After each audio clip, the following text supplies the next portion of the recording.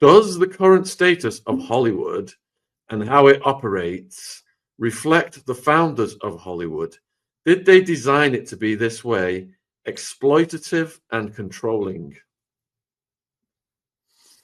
To a degree, yes. I mean, I don't know that they knew what it would become, but the earliest days of Hollywood and then the vaudeville and then the studio systems, like when the studio system comes about, if I recall, this is from mainline academia. This is not my theory, but if I recall, I mean, it's pretty much all but one, like 4 or 5 of the major studios. The heads of them were all members of they were all Freemasons, very active Freemasons. So I think that from the earliest days, they wanted to lock down that system and control it. And even the one studio that wasn't, which I think was RKO, well, that was like Rockefeller. so that you have like studio systems owned by a certain people group, shall we say, from the Middle East, and then you have one studio that's like owned by the moguls of America. So it's yes, I would say it's always been intentionally. It doesn't mean everybody's bad. It doesn't mean all the movies are bad. It just means that overall the system was there as a massive propaganda engine for sure. Question from Todor about the Tavistock Institute alleged to have a task to suffocate cultural optimism of post-war 50s and 60s. What are your thoughts on the Tavistock Institute? Yeah, I've gone pretty deep into Tavistock. In fact, I just recently got one of their official histories from a guy, H.V. Dix, who was a member of the Tavistock Institute. And the official history written in the 1960s or 70s actually basically admits a lot of this. So we've had people in the conspiracy sphere writing for a long time about the role of Tavistock, Dr. John Coleman, Daniel Estulin. So a lot of people have talked about it for a long time. And in fact, it was pretty clear that they were very open in the last 10 years that Tavistock was at the tip of the spear pushing the TRANS agenda for the last 10 years. They've admitted this, and they supposedly were shutting down the clinic because there was so much backlash against it. I would not be surprised if they weren't involved in every aspect of social engineering, including, how did you word it, shutting down optimism or something like that. Yeah, they've been the premier brainwashing institute for the last 100 years, I think. I mean, and you have people like all the people from the Frankfurt School. You've got Carl Jung. You've got everybody who's anybody working with Tavistock over the years. Is there anybody in Hollywood who hasn't sold their soul to the devil? And why do they thank God at the award ceremonies when they worship the devil? It's an inversion, isn't it? Yeah, well, yeah, they could mean their God, right? They could mean the devil. They could mean anything.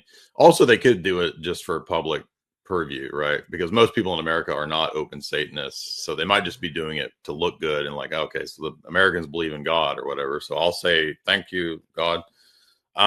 So maybe just for looks and PR, but yeah, I would imagine there's plenty of people who aren't totally sold out or who are naive or who have good intentions. I mean, again, the old legacy system's going away, so I think that'll be less and less relevant. I've done a lot of interviews with Jamie Kennedy, the comedian, and the guy from, Malibu's Most Wanted, Scream. We've done a lot of live shows and stand-up and podcasts together, and he's very candid in his podcast and the interviews we've done. He's like, Hollywood's dead. He's like, I'm still here. I still work in it, but this old legacy system's dying and going away.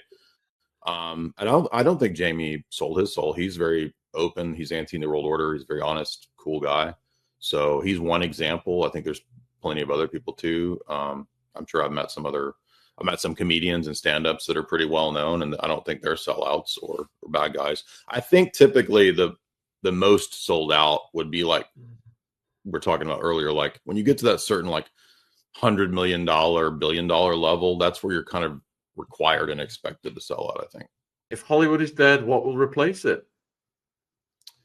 Right now, it's just shifting to the internet and the studio systems of Amazon, Apple.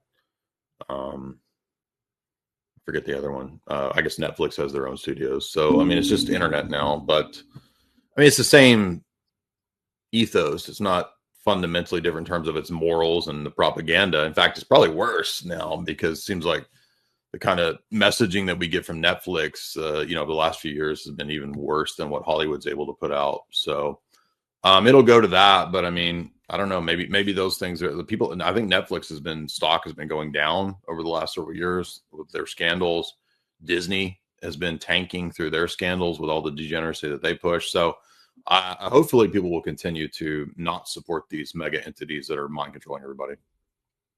What are your thoughts on the movie Wizard of Oz and Wicked and the people who wrote the stories?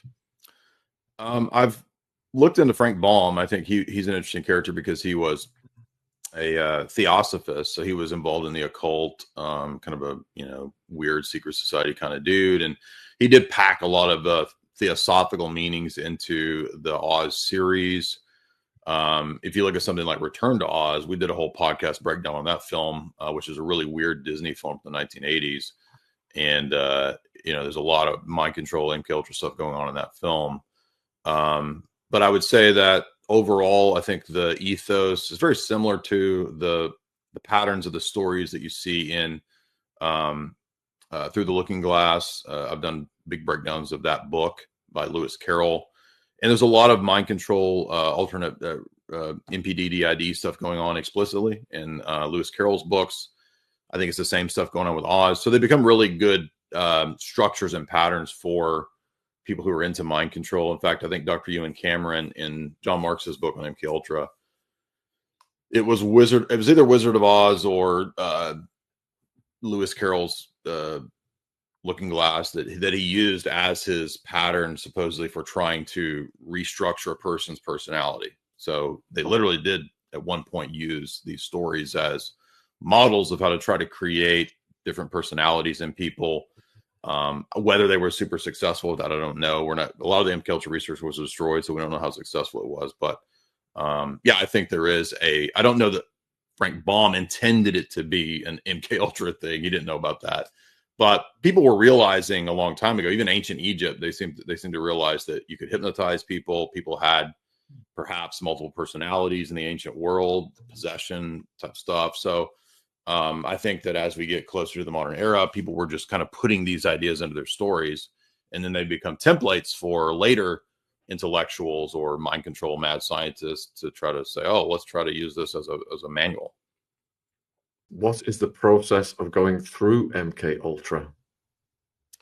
Well, MKUltra was a series of dozens and dozens of different projects. So that's kind of a loose term that's used for all of these. But in reality, MKUltra was done at dozens of universities.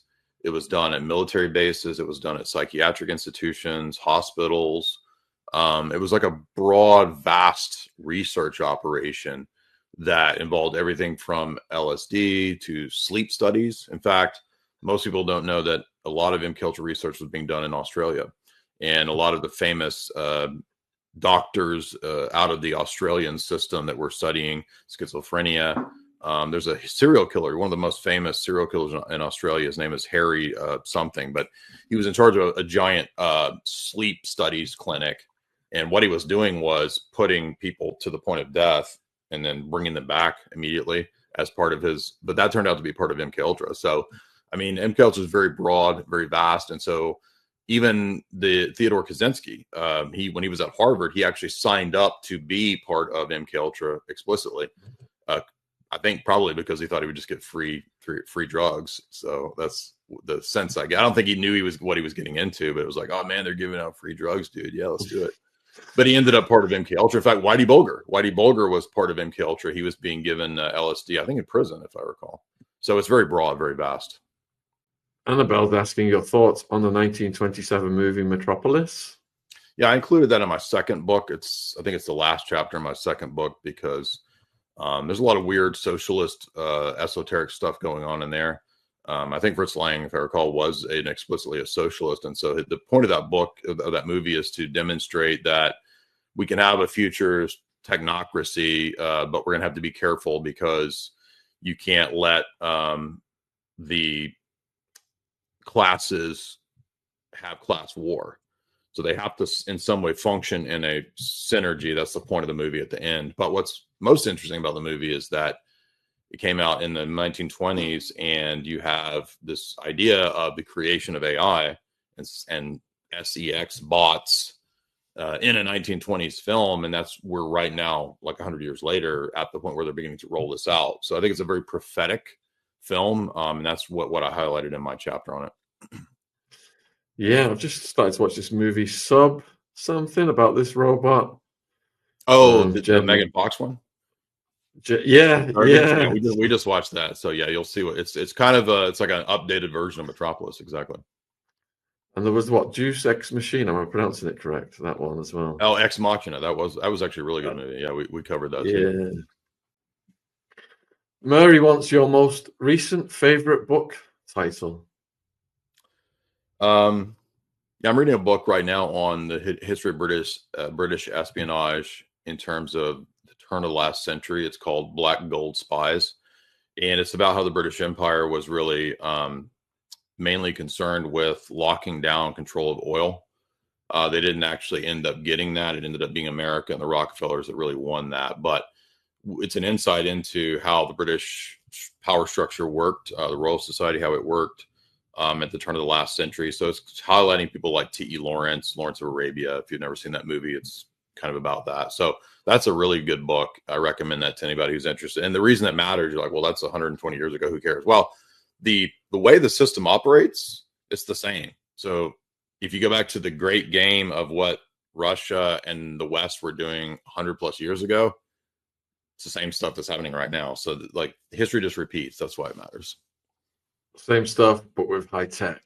Yeah, exactly. So a lot of people are asking about a lot of different names and a lot of different questions about people getting dragged into the Jay-Z Diddy thing. And I'll give you some of the names: Naomi Campbell, Mary J. Blige, LeBron, J-Lo, Beyonce. Do you think there could be some kind of domino effect with these other people? I don't. Yeah, I wouldn't be surprised. I would think that the way all of those groups work is like a kind of network and secret society structure, even if they're not all literally in the same secret society. We know that, for example, Boule Society is a great example of like a high level, prominent Black secret society or fraternity, so to speak. I actually believe a lot of fraternities are just kind of watered down secret societies, or maybe even actual full on secret societies, kind of like Skull and Bones. Skull and Bones is a great example of, Yale, Harvard people, whatever. I know it's from Yale, but people out of that power structure, the WASP power structure, that's how they're recruited into the OSS and the CEO structure. And I think you have these same type of things for other people groups like Black secret societies, Black networks that recruit. So they're going to operate the same way as Skull and Bones and those things work. It's just for other people groups. So that being the case, I would not be surprised if J-Lo and all these wasn't Naomi Campbell close to Epstein? She's everywhere. She's with Diddy, Weinstein, all of them. Yeah. Okay. So I wouldn't be surprised, but I don't know any specifics. But yeah.